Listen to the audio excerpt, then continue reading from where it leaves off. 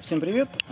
Сейчас расскажу об одной очень распространенной причине скрипа полов.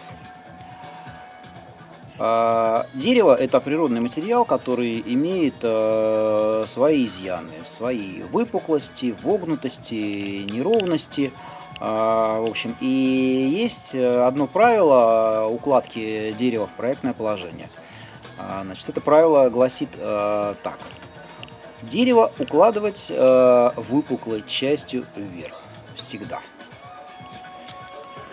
Значит, если мы посмотрим вот на эти доски, которые у нас уложены на лаге,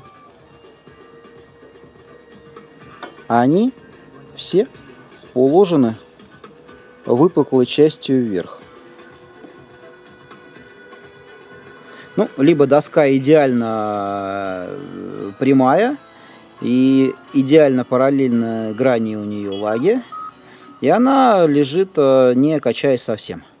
А вот эта вот доска у нас уложена выпуклой частью вниз. И вот здесь вот в середине доски между угольником есть расстояние 2 мм. При эксплуатации эта доска будет качаться.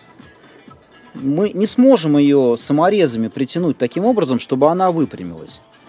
Поэтому я сейчас эту доску буду переворачивать. Иначе она будет при эксплуатации скрипеть.